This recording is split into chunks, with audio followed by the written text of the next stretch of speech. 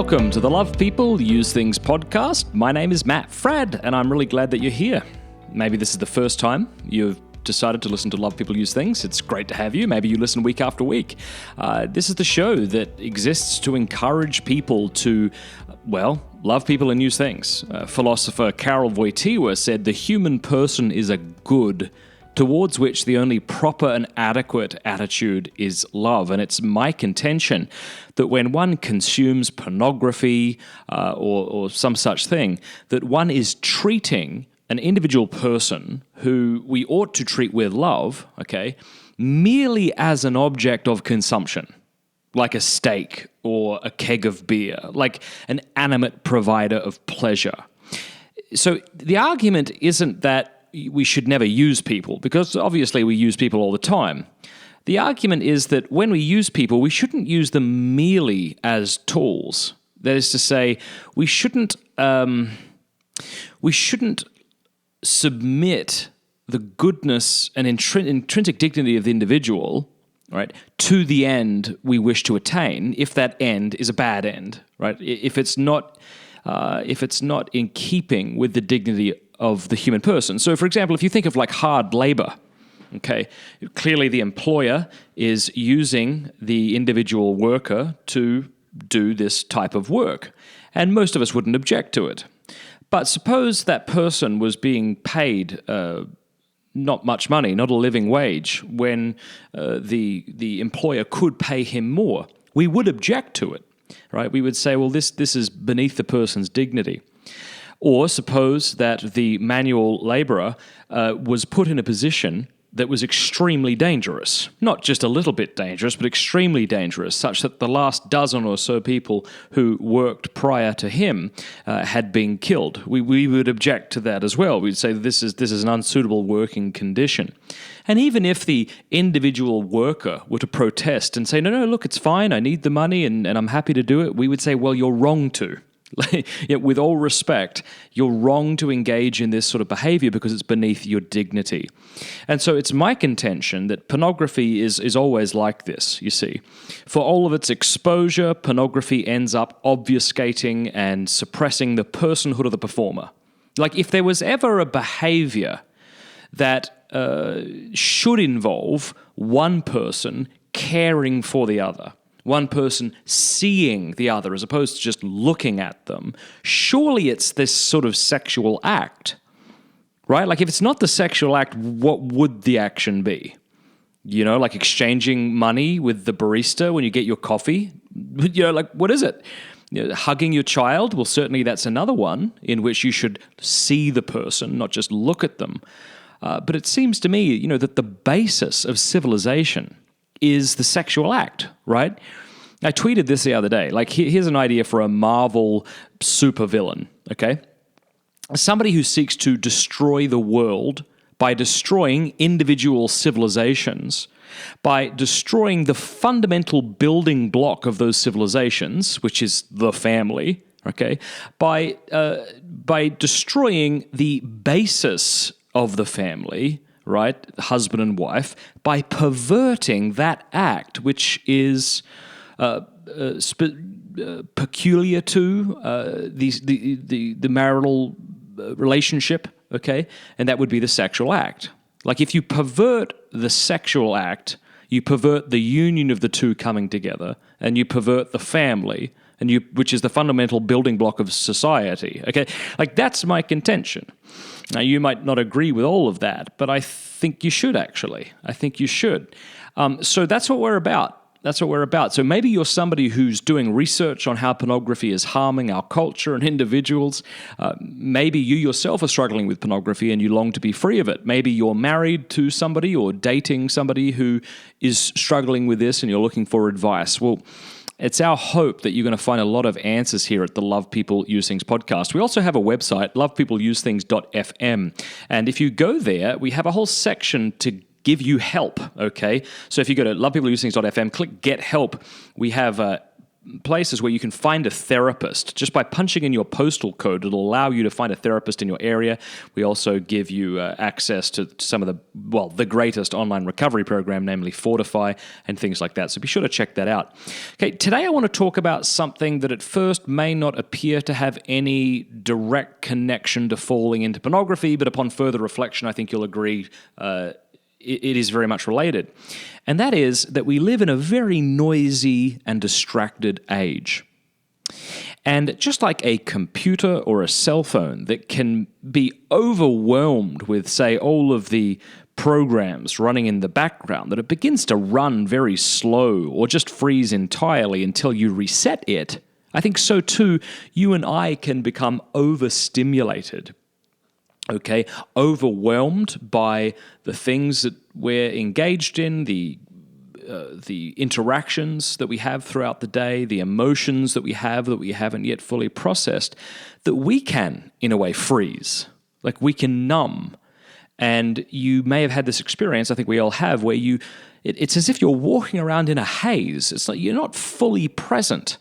And that's a dangerous place to be in, because we end up acting more like beasts without reason that respond to stimuli than rational animals such as we are, right? Human beings. So let's talk a little bit about this, because when I was a kid, there wasn't that many ways to get a hold of me and my family, nor were there that many ways to distract yourself. And what I mean is this.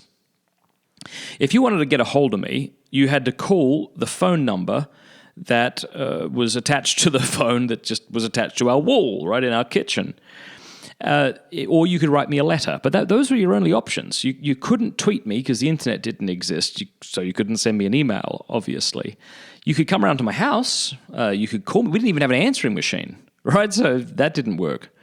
So there were fewer ways to remain distracted in keeping up with everybody as there is today. Likewise, when it comes to entertainment, I mean, we had 2 channels. And you're thinking, 2? Yes, 2, right? And you'd have to go down to the store, buy a VHS tape, right? Or we had video games. So I'm not saying that people weren't extremely distracted back in the day. I'm not trying to romanticize the past. Obviously, look, if all you had was a newspaper, you could numb out on that newspaper if you wanted to and on the crossword puzzles and that sort of thing, and then sort of abandon the duties, right, that you ought to be fulfilling. I understand that. But I think you'll agree that today we have a myriad of opportunities to lose ourselves in all sorts of distracting behaviors and entertainment. So Twitter and Instagram and Facebook and email and Snapchat and the whole rest. I mean, there's a million ways, it appears, that people can get a hold of you and then expect you to get back to them. Like people text you and they text me as if we're in the same room as them, and they expect us to reply to them as if we're in the same... You know what I'm saying? Like if you're in the room with somebody and you went, hey, how you doing?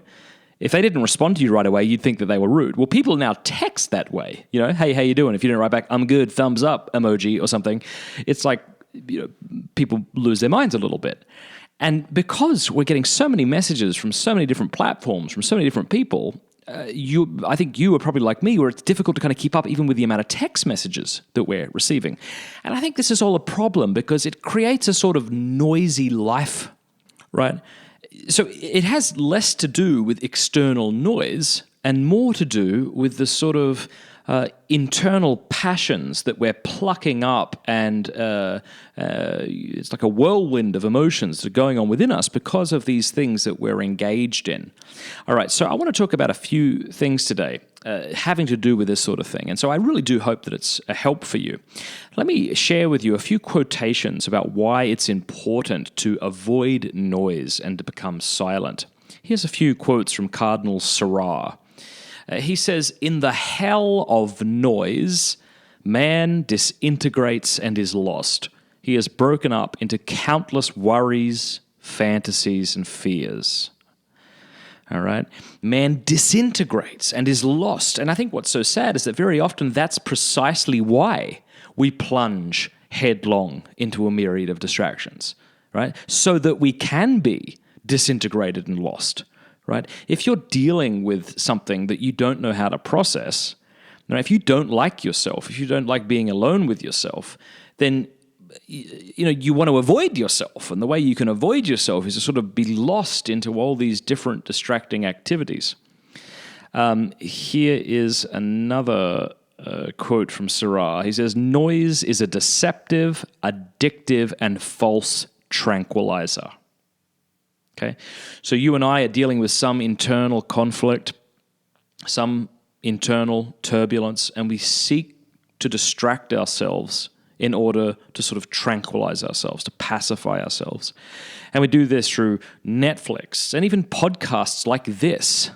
And we tell ourselves, I prefer podcasts to music because I like to educate myself, which sounds like super admirable and may very well be. But it may also be the case that the reason you're listening to me right now is that you're driving and don't know how to drive and shut up, right? You don't know how to drive in silence. And if that's the case, you should stop this podcast right now and choose to be in silence, I think. Okay? So there's a difference between quiet and silence, okay? Being quiet is a condition, a prerequisite for silence. But as I say, one can be quiet and still noisy in the sense of engaged in a myriad of activities that are disintegrating himself. Here's another quotation from 17th century French philosopher Blaise Pascal. He says, all of humanity's problems stem from man's inability, okay, by man he means man and woman, by man's inability to sit quietly in a room alone. All right? And as I say, this is a problem, all right?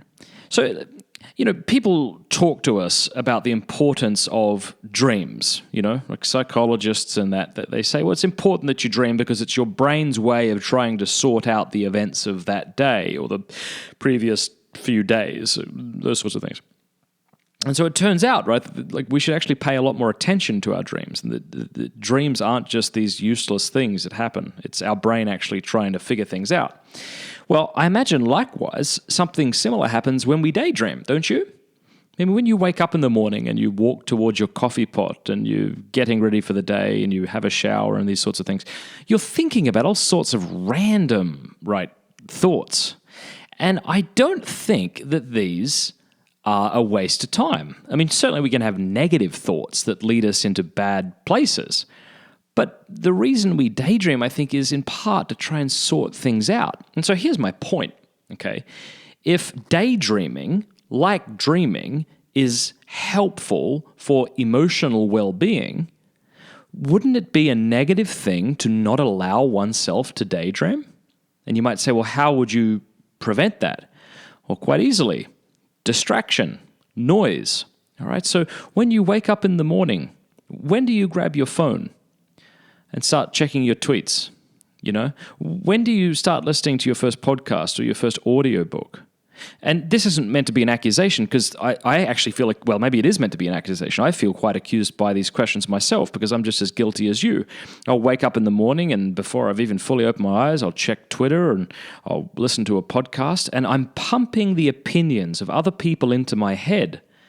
I'm not even allowing myself to have any sort of thought, right? And so I think that's a problem. And we can become very overwhelmed by these things. And as I say, when you're in this overwhelmed, numb state, it becomes easier to make stupid decisions because you're acting more like a beast without rationality than a human being who has rationality. So what are we to do? What are some things that we should do? So let me just suggest a few. Okay? The first thing I want to suggest is that you radically lock down access to the internet. Now, you might be different to me. Maybe you're the sort of person who's very good at self-control. However, if you're listening to this podcast because pornography is one of the things you struggle with, maybe that's not the case. But if you're like me, it can be difficult to regulate a source of entertainment, like your phone, which is more a source of distraction than legitimate entertainment. And so going nuclear, for me, is often a good solution. I've mentioned this app in the past. I don't financially benefit from it or anything, but this is what I use. It's called Freedom. The website is freedom.to, T-O. And it blocks distracting apps for however long you want it to block them for. And so what I'll do is I plug this app into all my different devices and computers. I only have like 3 or 4. Maybe that's a lot. And then what I do is I set a schedule. So every day from 9 p.m. to 9 a.m., the internet automatically locks down on my phone, on my desktop, and on my laptop, and on my iPad. All right? It all locks down. And so I can't watch Netflix. I can't check email. I can't just look up that one recipe. I can't do any of that. And for me, this has been a great way to sort of instill within myself a habit that I desperately need. Yeah. So you might choose to do something like that, where it's like you radically lock down these distracting forms of, well, entertainment, or these entertaining forms of distraction, however you want to put it. Again, that's freedom.to if you want to learn more about it. Another thing that I would recommend is that you should go to bed early and wake up early. Okay, go to bed early and to wake up early. And this is something I'm trying to do more and more. If you have a job that you don't really like, if you spend most of your day, engage in activity that you find rather meaningless or whatever, or even if you don't, when you come home, you can be just exhausted, right? And all you want to do is just sit on the couch and watch Netflix or just play with your phone and just numb, yeah? And very often this can go quite late. You might have a couple of drinks of alcohol or something and you wake up exhausted. And so I've got 4 kids, hey? And one of the things that's not conducive to a happy life for me is to allow my kids to wake up before me. Now, sometimes that's difficult, right? Because I have a son who wakes up silly early, sometimes 5 a.m., But I've found that even though I want extra sleep, if I allow my kids all to wake up before me and they're in the kitchen and they're making things and they're kind of making a mess and the kids are running around screaming, waking up to that is just not a great thing to wake up to. So I've made a decision to try and wake up around 5 every morning, and that's going to involve going to bed earlier so I can wake up earlier. And you might decide that that's something you can do as well. When you wake up before the hustle and bustle of everybody else, that can be a great way to put yourself into a sort of a peaceful frame of mind and to sort of get a hold on the day before the day gets a hold on you. Okay? Now, some ideas on how to go to bed early. One, as I say, would be to lock down the internet, and instead to read a book, like not on a screen, but like, books with like paper and like print on them, like those kind of books. I'd suggest maybe reading fiction, not a self-help book or, like a fiction, a non-fiction book, because maybe that'll get your brain going. But maybe a fiction book. You just lay in bed and read that book, drink a cup of tea, don't drink coffee after, say, 5 p.m. or 6 p.m. These sorts of things, just create a nice sort of calm environment. For me, I like to have some white noise in the background. So I have some kids sleeping close to me, and so sometimes I'll play Gregorian chant, which is a beautiful form of music, if you're not familiar with it, Gregorian chant. And also maybe some sort of background noise, so I'm not hearing every kind of creak and whatever in the house. Yeah, that's another thing I like to do. But then, getting up early and then choosing to do stuff. So get up, get out of bed. Maybe do 20 push-ups and drink a big glass of water and then take a short walk before having your coffee. Things like this. As I say, take control of your day. Don't let your day take control of you. Now, another thing I want to suggest is meditation. All right, and so I know that people who are listening to this podcast are coming from all sorts of backgrounds, and so I'm not trying to share anything too specific that might not apply to you, but there's good scientific research that goes to back up what most all the world religions have been telling us, and that's that prayer and meditation is good for us. All right, so let me just suggest how you might start to do that. Again, if you're from a particular religious background, you can implement elements of that religious tradition into this time, okay? But you might just use this as a springboard. So you might sit down. Okay, you don't have to be wearing anything funny. You don't have to be in any sort of funny position. Just sit down with your back erect and shut your eyes and maybe just set your phone, okay, for an alarm for, say, 5 minutes, okay? And then breathe. Breathe in all the way and breathe out all the way. Try not to focus on the millions of thoughts that are running around in your head. Don't be afraid of them. But you might just breathe in, feel the oxygen going into you and inflating you, and then slowly breathing out. And every time, words and noises start coming in, right? Things you got to do today, that silly thing you did yesterday, that thing you regret, that thing you're looking forward to, conversations you begin rehearsing. Acknowledge them, and then just try to sort of create some space in your mind again. Again, I think you'll find, if you do this for 5 minutes a day, just start there. That's a great thing to do. No one can say they're too busy for that. No one can say that. Now, I'm a Christian, and one of the things I do is pray what's called a chotki, which is like a prayer rope. And on every bead, I breathe in and say, Lord Jesus Christ, and then I breathe out, have mercy on me, a sinner. And so these are some words that I can focus on, because the intellect obviously wants to be attached to something, or else the mind just starts spinning around in circles. At least that's been my experience. But for you, you might not be a Christian, and maybe you don't want to do that. Maybe you want to do something else. But I would suggest that you just take some time to do that. My friend Father Sean Kilcoley wrote an article on this. He called it the brain's reset button. Okay, and he made the point, that he has a computer, and sometimes it's running all these different programs in the background, like I said earlier, and it just starts freezing. And if he resets it, it starts working fine again. And he said, well, by taking 5 minutes, 10 minutes just to breathe, just to allow yourself to process what has taken place, how you have reacted to it, I think there's always a temptation to dismiss what is in vogue. Like when I was in 8th grade, the heavy metal band Korn had not yet become all that well known, and so many of my friends were big Korn fans. I wouldn't listen to them now, but anyway, I did back then. When everyone started to like them, I stopped. Maybe you're like that as well. You like this particular thing, you like to think you're a little unique or something, and then everybody starts to like it and you don't like it anymore. Okay. And I think that may have happened with this term mindfulness. Maybe 5 years ago it wasn't being used as much, and we could agree that it has some validity, but now it's on the front of every magazine and every checkout aisle. You might be too quick to dismiss it, but I don't think you should be. Right? There's a reason, I think, that there's a lot of talk about this mindfulness stuff, right? And that is because we do tend to be very distracted. And of course, the thing we often do, don't we, whenever we want to fix something, is we look for an app. What's an app that can help me be, less distracted? Stop it. Stop looking for an app. It's precisely what you don't need. So on my phone, and I've mentioned this before, I've had my wife block the internet and block email. And so the way we do that is by going into settings on the iPhone. I'm not sure what it is for the Android, but after you go into settings, you can go to general, and then you can go to restrictions, and then you can have somebody set a passcode that you don't know. And then they can block the app store, and then I delete all the apps, you see.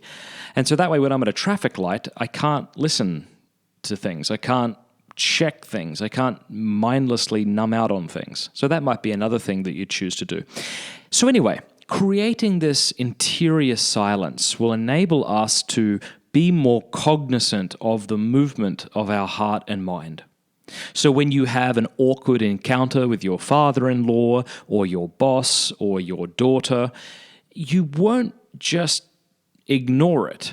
You'll feel it, and you'll realize why you're feeling the way you're feeling, and you'll just become a more alive human being, right? Who doesn't just stuff his emotions, because that never works. It's sort of like the computer that's running a million different programs in the background. It might appear that it doesn't matter, but it's actually slowing down the system. And I think likewise, not to treat the human being like a machine, but I think the analogy is helpful, that you get all these things running on in the background. And just by taking that time to create some interior silence can be a great way to reset oneself, as it were, and become more aware and mindful of our heart and our mind and what we're experiencing throughout the day. And if we become people like this, okay, I think we're going to be more aware, say when we're triggered or when we'll know when we're in a bad place, because sometimes you might hear somebody say, well, if you're not doing well, if you feel emasculated or shut down or rejected, but sometimes we don't even know those things, right? Like we don't we don't really know that we felt them because we're walking around in this haze of distractions. So again, I hope that's been a help. And I hope that today you'll take some time in silence. So if you're driving in the car, turn everything off. Choose to drive where you're going with nothing, and just to breathe in deeply and to breathe out. And it's not like this is going to be easy, by the way. Like, you're going to hate it. You're going to think this is stupid, this is purposeless, there's no reason for this, it's not helping me. But it is. And so you might choose to do that. So anyway, I hope that's been a help. Thank you to everybody who supports Love People Use Things and the work that I do. As you know, I travel the country. I speak to high school students, college students, men's groups, all about this. If you're interested in hiring me for a talk to come and speak at your event, just go to mattfrad.com and you can click Invite Matt to Speak, and you can fill that out. I also want to invite you, if you haven't already, to choose to support me on Patreon. Okay, so if you go to lovepeopleusethings.fm, there is a little support tab. And if you want to support the work I'm doing, if you believe in it, if it's helped you and you want it to help other people, click it, okay? And then if you support for $10 a month, you can support for whatever you want, but I'll send you different things at the start of every month. I'll send you a free copy of my book, The Porn Myth, Exposing the Reality Behind the Fantasy of Pornography, which I'll sign for you. You'll get the book, Equipped, Smart Parenting in a Sexualized World. You'll get a Love People Use Things sticker. I'll give you a free Love People Use Things t-shirt. You'll have free access to our live stream events when we begin doing them after we have enough patrons. So we're trying to make this a big thing that's going to be helpful. But I'll be honest with you, since this has been such an honest episode, let me just go one step further and be honest. It's like, if this isn't really helping people, if this isn't really helping you, and I'm just speaking into a microphone hoping that I'm helping people, what's the point in continuing? There are days where I think, oh gosh, I've got to record several more podcasts, and if this isn't helping people, then I could use my time elsewhere. So by supporting me on Patreon, you're showing me, no, actually, Matt, I actually appreciate this work, and it's helping me, and thank you. Of course, some of you might not be in a financial position to do that. That's, of course, whatever, that's fine. I hope you're benefiting from these podcasts. Maybe the way you could show some support is by reviewing me on iTunes or something like that, and just tweeting at me and letting me know what you got out of the episode.